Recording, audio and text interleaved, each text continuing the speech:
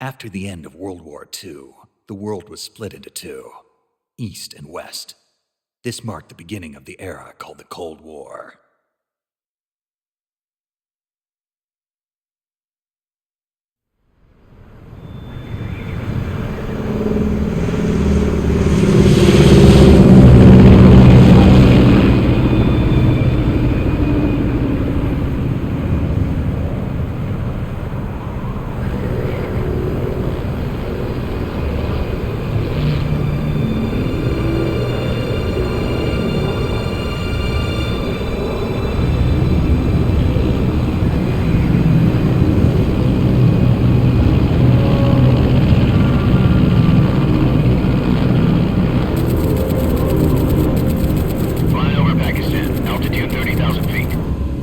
Soviet airspace.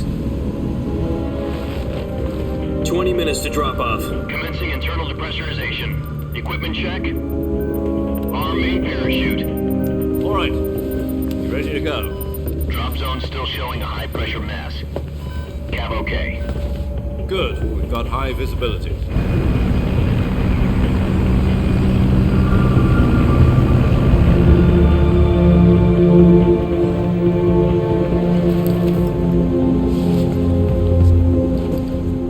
Cigar. Connecting oxygen hose to interior connector. Put on your mask.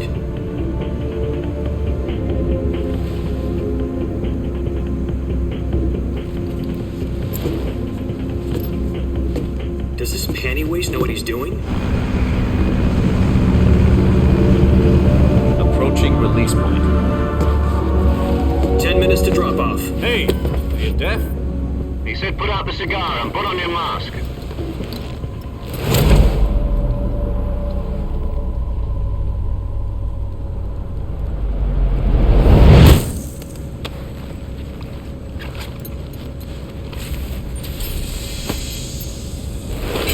Depressurization complete. Checking oxygen supply. 6 minutes to drop off. Opening rear hatch.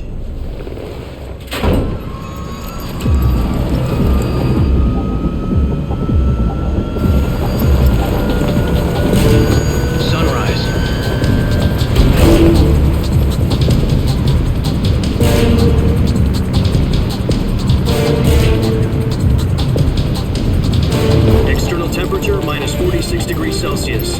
2 minutes to drop off. Stand up. You'll be falling at 130 miles per hour. Try not to get frostbite from the wind chill. 1 minute to drop off. Move to the rear. Activate bailout bottle. This is one for the history books. The world's first halo jump. 10 seconds to drop off. Stand by. Status okay, all green. Prepare for drop-off. Countdown. 5, 4, 3, 2, 1. Spread your wings and fly. God be with you.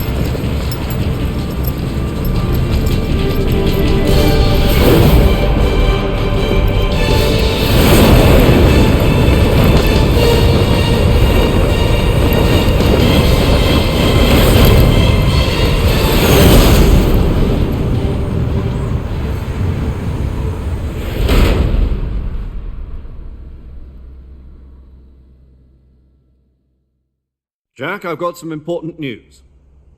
The head of the CIA has finally given us the green light for the virtuous mission. Virtual mission? No, the virtuous mission. The future of our Fox unit depends on it. If it succeeds, we'll be officially organized into a unit. Virtuous mission? Sounds like some kind of initiation ritual. You know, don't get cocky. This isn't a training op. Right. So what exactly is this wonderful mission? Well, about 2 years ago, a certain Soviet scientist requested asylum in the West through one of our moles. His name is Nikolai Stepanovich Sokolov.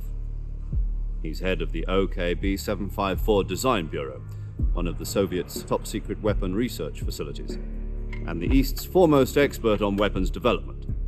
Sokolov? Isn't he that famous rocket scientist? The very same.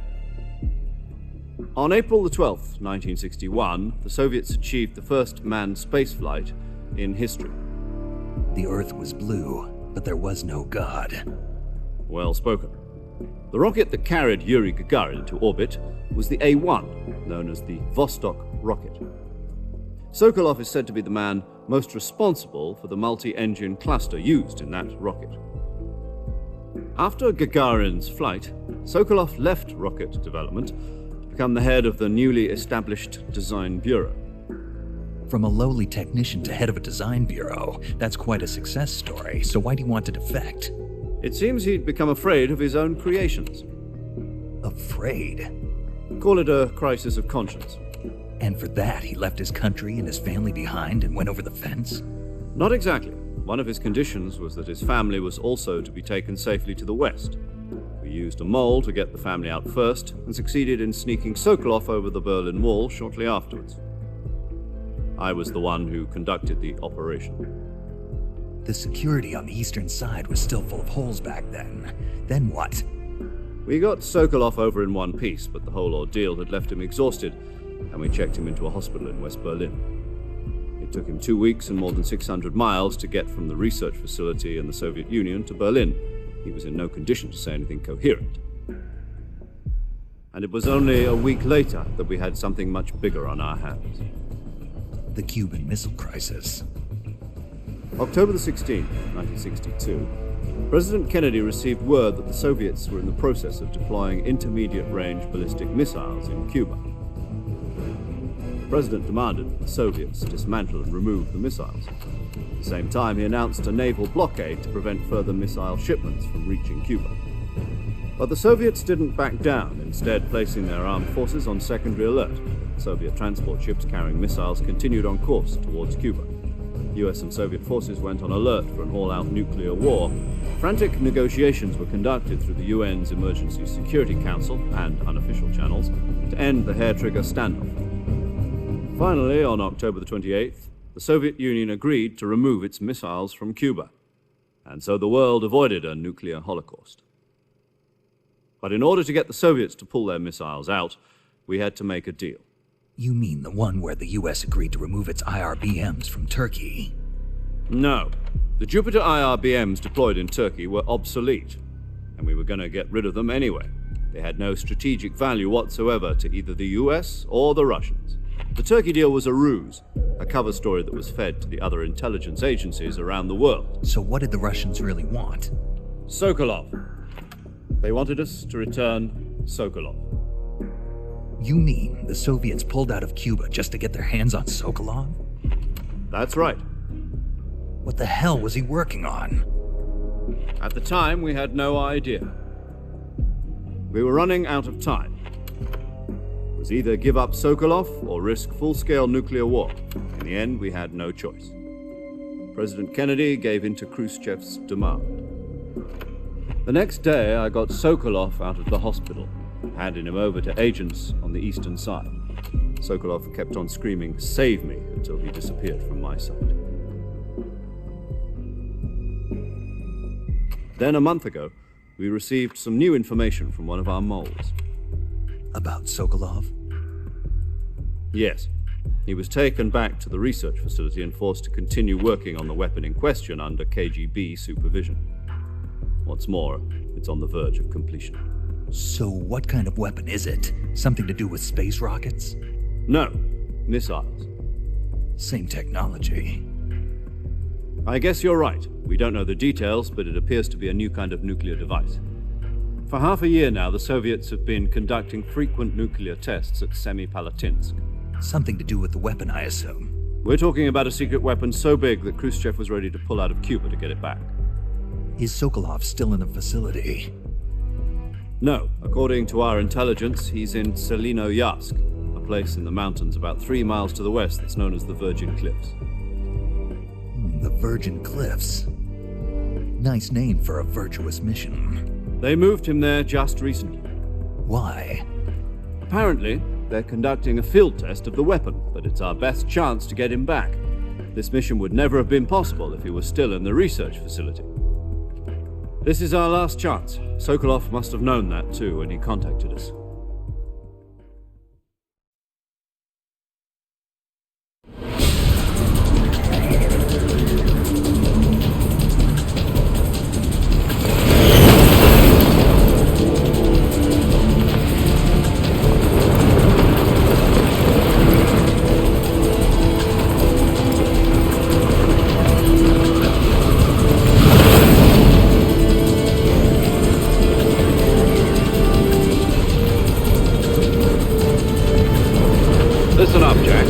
mission is to infiltrate Selino-Yarsk in the Soviet mountains, ensure the safety of Sokolov, and bring him back to the West.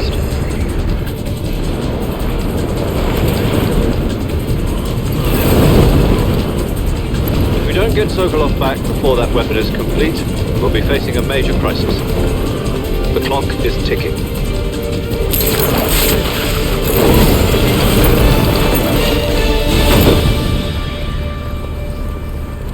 Once we've confirmed the rescue of Sokolov, stand by at the recovery point. A recovery balloon will be dropped at that point.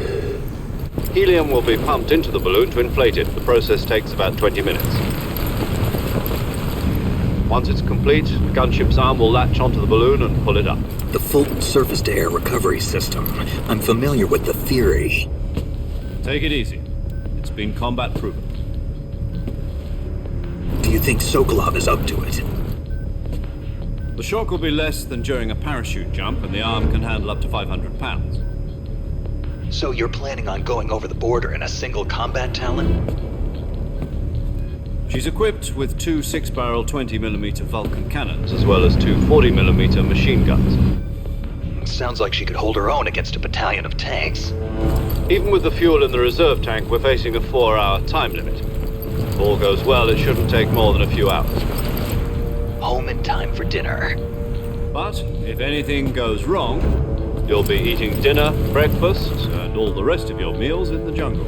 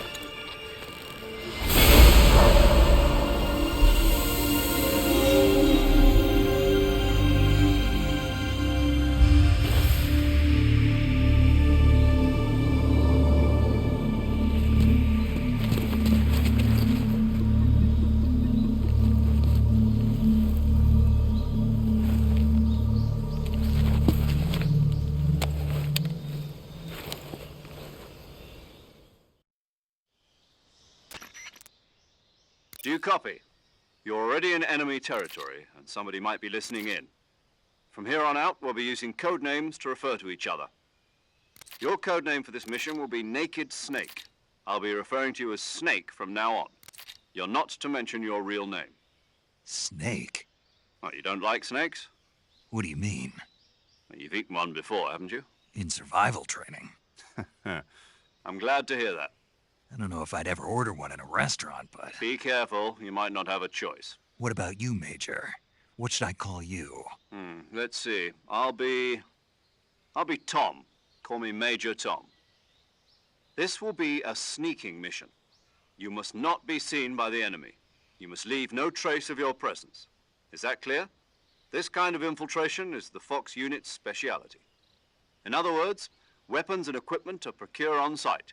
That goes for food as well. You're completely naked, just as your name implies. Great. Now I see why you asked me if I like snakes. I suppose calling me Snake was your idea of a joke, too. No. There's a good reason for that. I'll tell you later when the time is right. Gotcha. Getting back to the subject, how exactly am I supposed to feed myself? You've been issued a knife and a tranquilizer gun. Use them to hunt for food. You'll also find some medical supplies in your backpack. Yeah, about the backpack. I lost it in a tree on the way down. I see. Well, you'd better go back and get it then. You know where it is? No problem. I can see it from here. It's stuck on a branch. To climb a tree, stand in front of a tree that's covered in ivy and press the action button. I'll be monitoring your progress over the radio. We can't risk violating Soviet airspace, but I'll be in the gunship.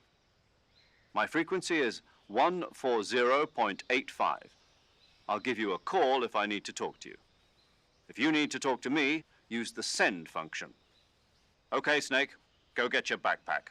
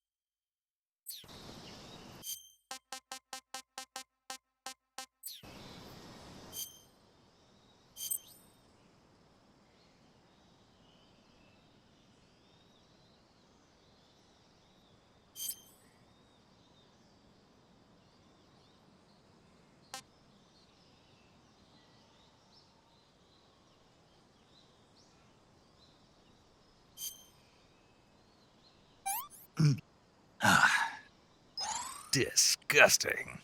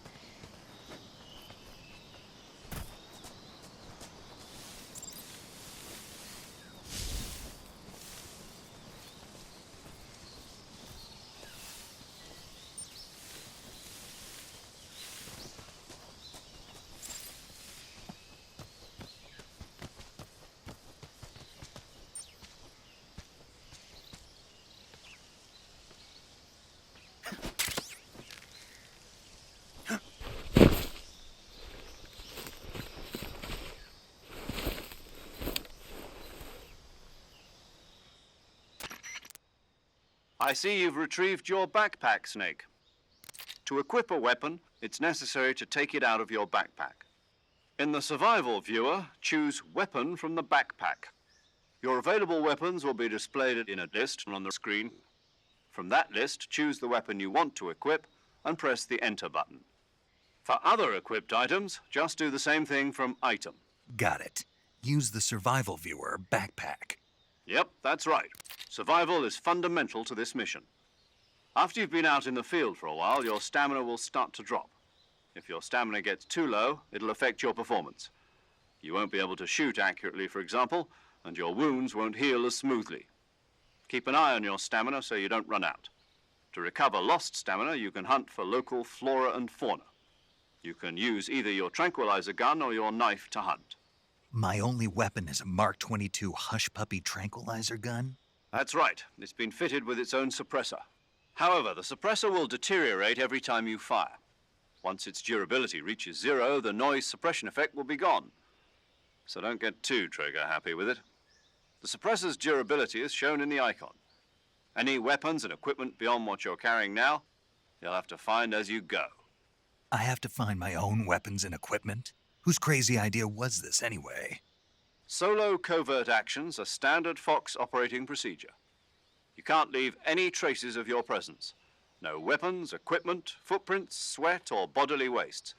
The same goes for bullets and cartridges, too.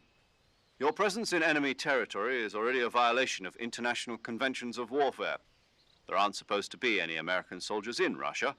It could spark an international incident. You can't let anyone see you. You can't let the enemy know you're there. This is a stealth mission. You're a ghost, Snake, in every sense of the word. And there'll be no rescue if you're captured.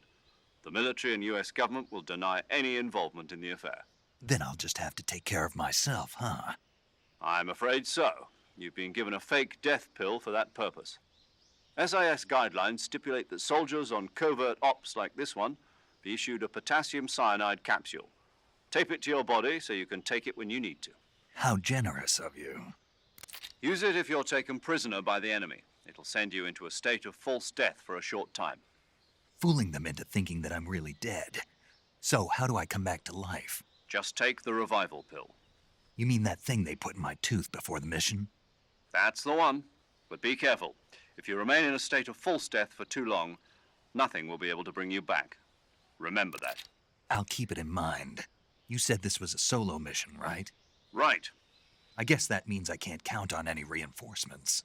Correct. The mission rests entirely in your hands. A real one-man army. Relax. There's a support team ready to back you up over the radio. Who? I'll introduce them to you. This time, survival is of utmost importance. The first member of the support team will be in charge of monitoring your physical condition, acting as a medic, so to speak, as well as recording your mission data. She's a member of Fox as well, and she's here on the gunship with me. She? Hello, Snake. I'm paramedic. Nice to meet you.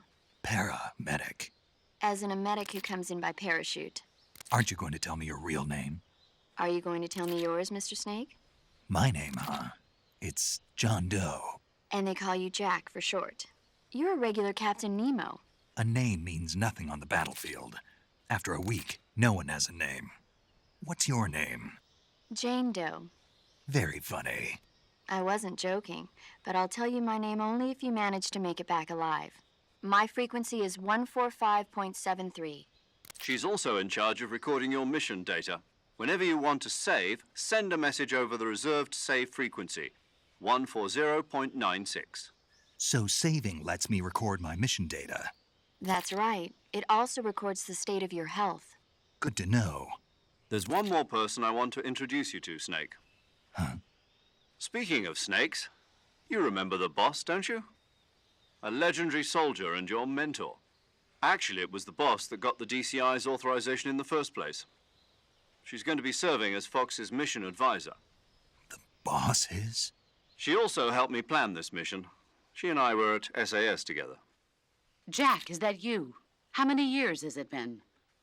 Boss? That's right. It's me. Oh. Talk to me. Let me hear your voice.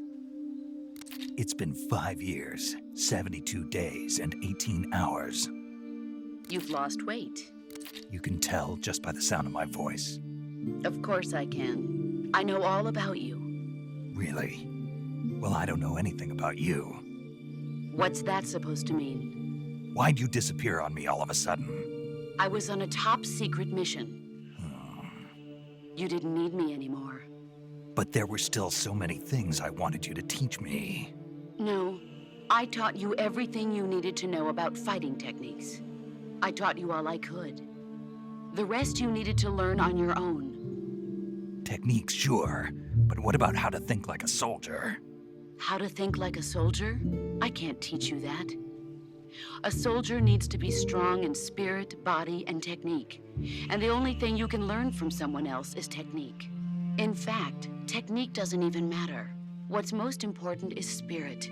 Spirit and body are like two sides of a single coin. They're the same thing. I can't teach you how to think. You'll just have to figure it out for yourself. Listen to me, Jack. Just because soldiers are on the same side right now doesn't mean they always will be. Having personal feelings about your comrades is one of the worst sins you can commit. Politics determine who you face on the battlefield. And politics are a living thing. They change along with the times. Yesterday's good might be tomorrow's evil. Is that why you abandoned me? No, it had nothing to do with you. I already told you, Jack. I was on a top secret mission. A soldier has to follow whatever orders he's given. It's not his place to question why. But you're looking for a reason to fight. You're a natural-born fighter, but you're not quite a soldier. A soldier is a political tool, nothing more. That's doubly true if he's a career soldier. Right and wrong have no place in his mission. He has no enemies and no friends. Only the mission. You follow the orders you're given. That's what being a soldier is. I do whatever I have to get the job done. I don't think about politics.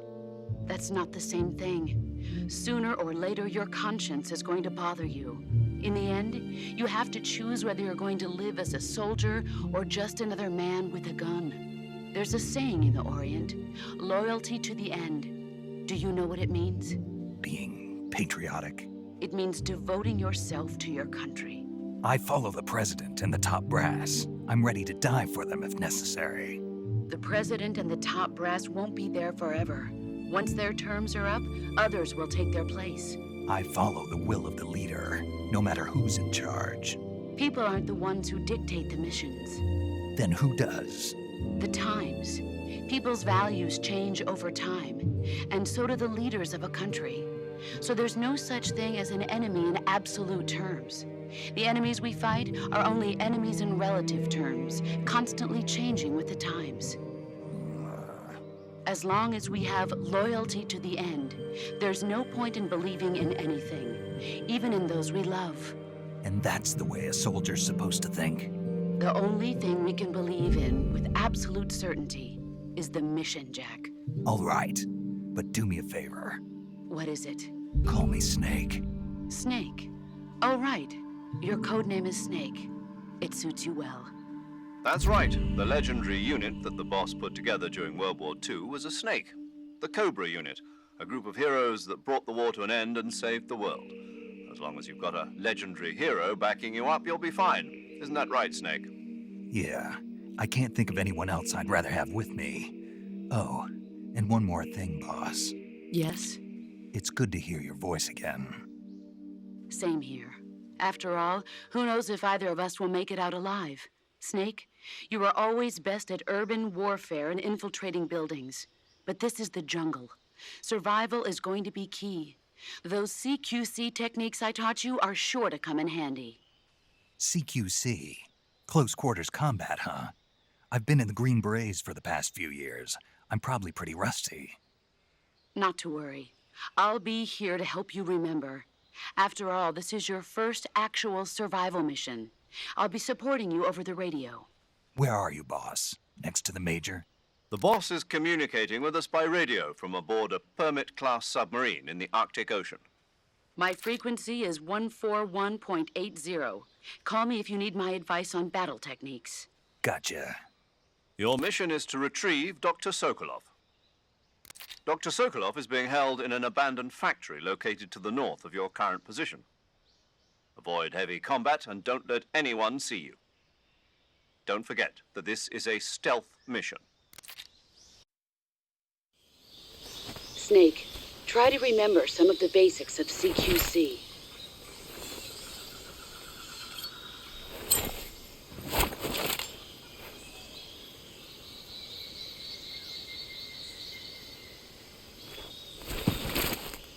Commencing virtuous mission now.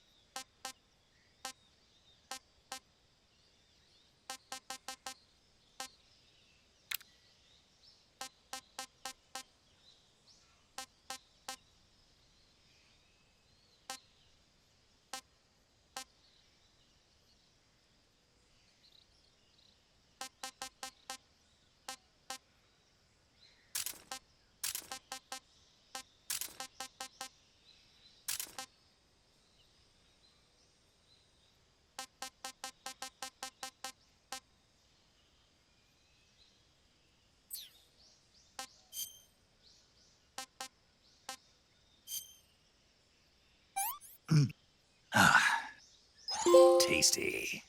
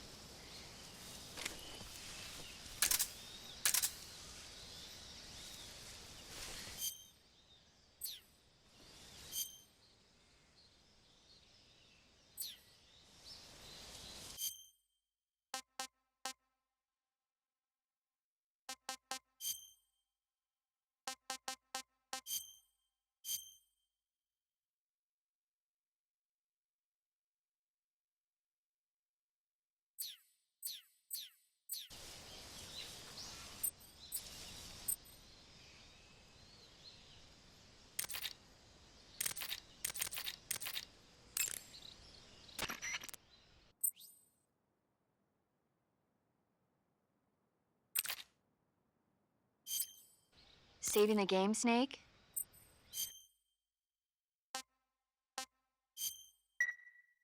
Hey, Snake, you ever heard of Godzilla, King of Monsters? No, what is it? It's a movie. You haven't seen it? Nope. It's about this monster called Godzilla, who grows to an enormous size in a nuclear test and goes on a rampage in Tokyo. Nuclear test, huh? Then the Marshall Islands must be crawling with giant monsters right about now. It's just make-believe. Maybe that's why my pants have been so tight lately. Snake, it's a movie, not a report out of Los Alamos. I know. So then what happened? Godzilla is immune to all weapons, and humanity has no way to stop the monster.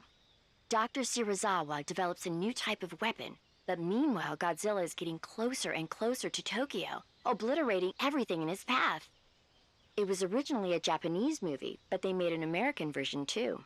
I recommend seeing the original Japanese one if you ever get the chance. It's mostly mindless fun, but it's also got a serious anti-nuke message as well. Where can I see the original? You'll just have to go to Japan. Really? That's too bad. And if you wait 40 years, you might be able to see it in America too. It might even win awards all across the globe in 60 years. Why's that? 2024 will be Godzilla's 70th birthday. You think they're still going to be making Godzilla movies then? Of course. Everybody loves Godzilla. You sure know a lot about movies. I don't suppose you're the movie-watching type, are you? Not really. Okay, then I'll tell you everything I know. When the going gets tough, movies can save your life. It's always good to be able to look at things from a different perspective when you get in a jam. That's the magic of movies. No kidding. Well, I guess it might at least make a nice distraction. That's the spirit, Snake. Have a little fun.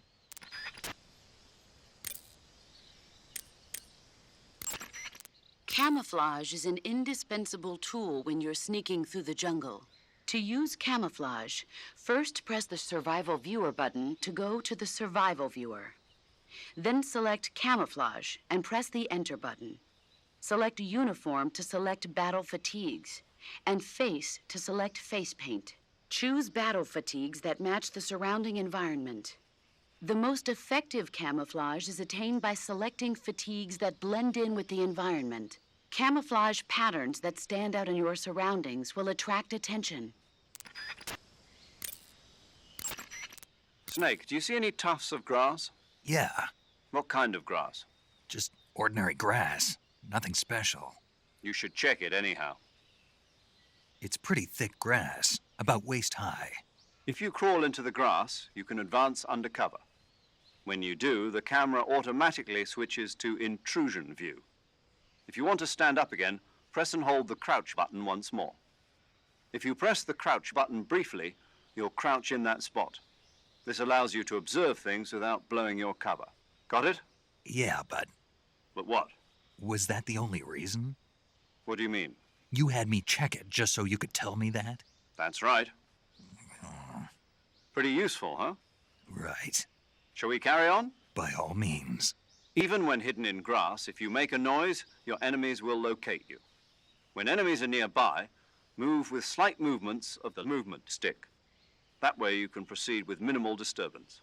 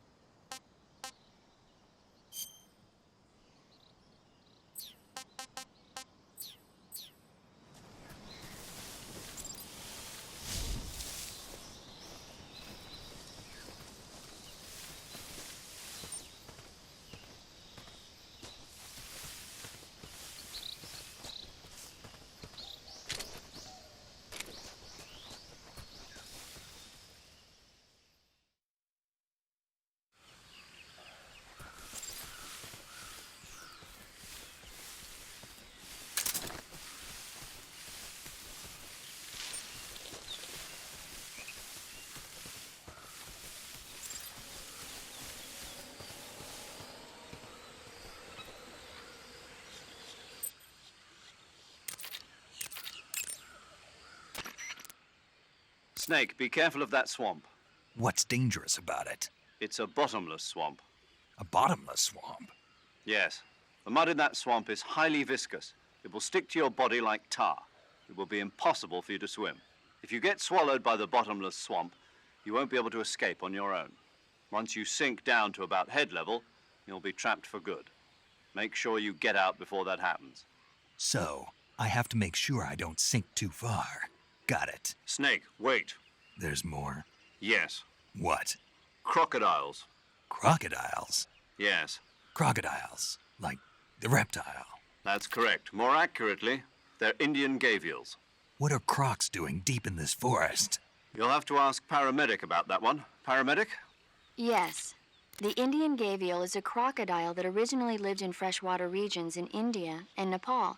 Why are Indian crocodiles way out here? They're captive crocodiles that were brought here for research purposes but escaped and became wild again. Indian gavials are large creatures. Adult males grow to over 6 meters in length. You'll never catch one alive, even if you use the tranquilizer gun. Got it. So, how do they... Taste? Yes, I did look into that. You know what they always say. Tastes like chicken. Sounds delicious. But be careful when capturing an Indian gavial. Normally they're cowardly creatures, but the ones in the forest there are belligerent. Apparently they attack humans. What do you mean? They weren't the direct subject of any serious research, but some think they may have become violent as a side effect of the atomic research that was conducted nearby.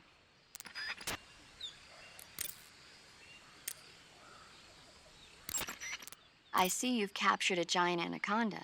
The giant anaconda is believed to be the largest snake in the world in terms of weight and diameter. It's not poisonous, but its large size makes it extremely powerful. They say it even eats crocodiles. Its only natural predator is man. And snake. And snake. Got it. So how does it taste? I knew you were going to ask me that. Glad I didn't disappoint you. So? Well, the guide says it tastes all right. Good. I'll have to try some. Ugh.